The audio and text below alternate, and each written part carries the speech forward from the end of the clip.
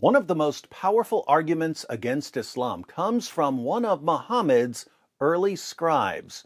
Allah would give a revelation to his messenger Gabriel, then Gabriel would pass the revelation on to Muhammad, then Muhammad would recite the revelation to his followers, and they would try to memorize it.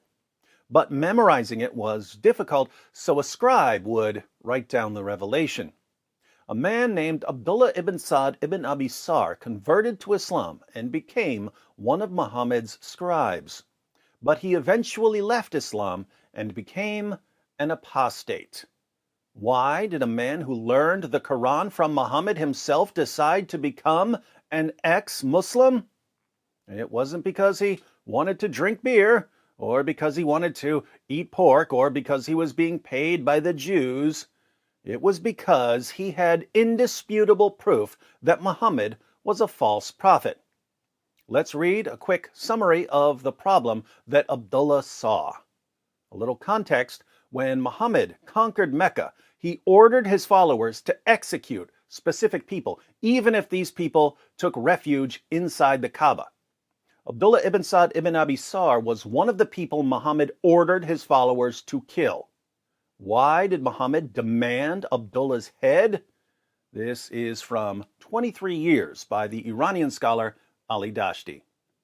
The last named on Muhammad's execution list, referring to Abdullah, had for some time been one of the scribes employed at Medina to write down the revelations. On a number of occasions, he had, with the Prophet's consent, changed the closing words of verses.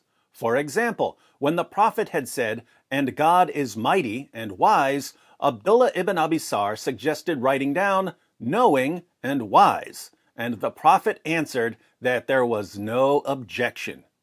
Having observed a succession of changes of this type, Abdullah renounced Islam on the ground that the revelations, if from God, could not be changed at the prompting of a scribe such as himself. After his apostasy, he went to Mecca and joined the Qurayshites. So Muhammad would receive revelations and recite these revelations to Abdullah, his scribe, and Abdullah would say, in effect, "Why don't we write it like this instead?" And Muhammad would reply, "Fine, write it like that." Abdullah eventually realized that if these were actual revelations from God, and if Muhammad was an actual prophet from God, Muhammad wouldn't keep letting his scribes make changes to the text of Allah's perfect, eternal word. Abdullah concluded that Muhammad wasn't a true prophet, and he abandoned Islam. This was a huge embarrassment to the early Muslim community, so much so that Allah even complained about Abdullah in his eternal speech, the Quran. Surah 6, verse 93. The commentary we're going to read in a moment uses the Pickthall translation, so we'll read the Pickthall translation of this verse. "Who is guilty of more wrong than he who forgeth a lie against Allah, or saith, I am inspired, when he is not inspired in aught, and who saith, I will reveal the like of that which Allah hath revealed?" So Allah is condemning someone who forges a lie against him, and someone who says he's inspired when he isn't, and someone who says, I can reveal verses just like the ones that come from Allah. According to Muslim commentators, this verse is actually referring to specific people who said these things. We read the historical background in Asbab al-Nuzul by al-Wahidi. "Who is guilty of more wrong than he who forgeth a lie against Allah, or saith, I am inspired?" 693. This was revealed about the liar, Musaylama al-Hanafi. This man was a soothsayer who composed rhymed speech and claimed prophethood. Wow, imagine composing some poetry and then claiming that you must be a prophet because of your awesome poetry. Seems like this was popular in 7th century Arabia. He claimed that he was inspired by Allah. So, one of the people Allah condemns in Surah 6, verse 93, is Musaylima. But there's another. "And who saith, I will reveal the like of that which Allah hath revealed?" 693. This verse was revealed about Abdullah ibn Sa'd ibn Abi Sar.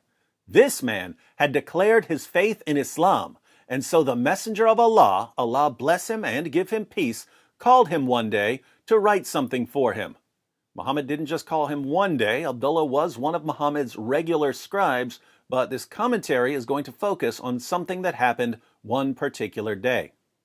When the verses regarding the believers were revealed, verily we created man from a product of wet earth. This is the passage about the creation of man in Surah 23, 12 through 14. The prophet dictated them to him. When he reached up to verse 14, which says, and then produced it as another creation, Abdullah expressed his amazement at the precision of man's creation by saying, so blessed be Allah, the best of creators. So, Muhammad is delivering revelations about the creation of man, and Abdullah, who's writing down these revelations and finally learning about how Allah created man, exclaims, so blessed be Allah, the best of creators. Now watch what happens.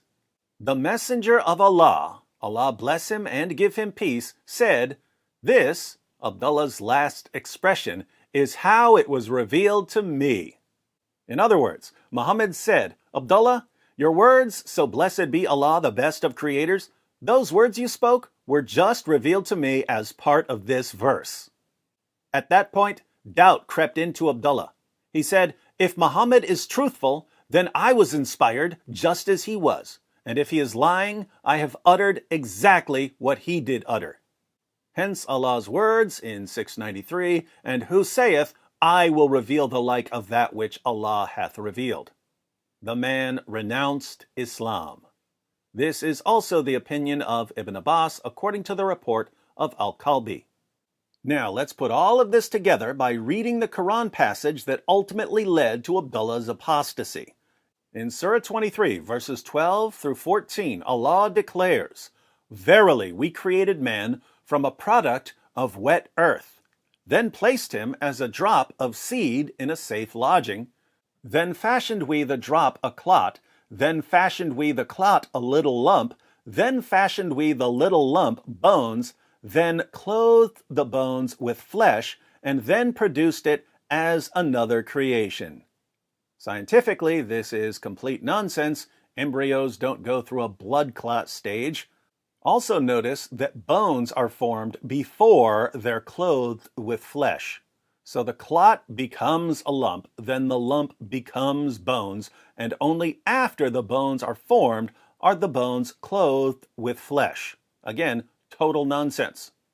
But after the part, and then produced it as another creation, we have, so blessed be Allah, the best of creators.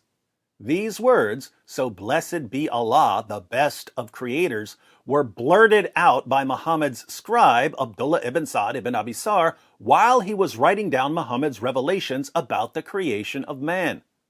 And when Abdullah blurted out, so blessed be Allah, the best of creators, Muhammad said, yes, put that in there. That's how it was revealed to me.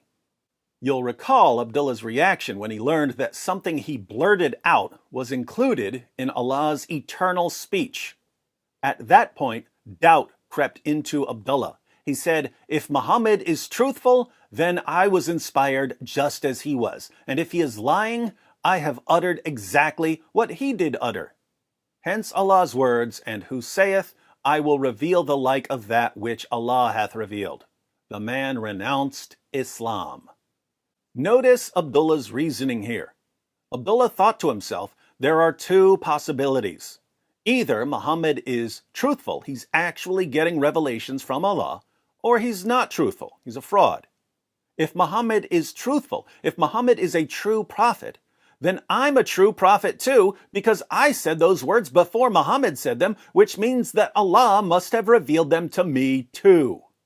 But if Muhammad is not truthful, if he's just a deceiver claiming to be a prophet because of his poetry, then I can do that too, because Muhammad himself is taking my words and passing them off as revelations from Allah. Pretty solid argument. What did Abdullah do? The man renounced Islam. Abdullah became an apostate. But not for long, because Muhammad eventually conquered Mecca and demanded Abdullah's head for causing him so much embarrassment. Fortunately for Abdullah, he was Uthman's foster brother, so Uthman interceded for him. The story of how Abdullah survived is pretty hilarious. I'll make a separate video about that. But Abdullah was loyal to his foster brother Uthman for saving him. During the caliphate of Uthman, Abdullah even became the Muslim governor of Egypt. But notice, when Abdullah was free to decide what to believe, he said to himself, "There's no way Muhammad is a prophet.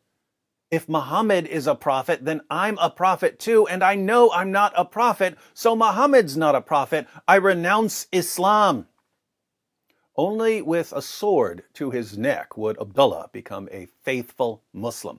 And here we see why even Muslim scholars admit that without the death penalty for apostasy, Islam would have died out long, long ago. So my question for you Muslims who live in Western nations, my question for you Muslims who are free to leave Islam is, why can't you see what Abdullah saw? One of Muhammad's early scribes, a man who heard revelations directly from the lips of Muhammad, realized that there's no way Muhammad was a true prophet. Abdullah saw that. Why can't you? Abdullah only lived as a Muslim later because of the death penalty for apostasy. What's your excuse for continuing to follow the most obvious false prophet in history?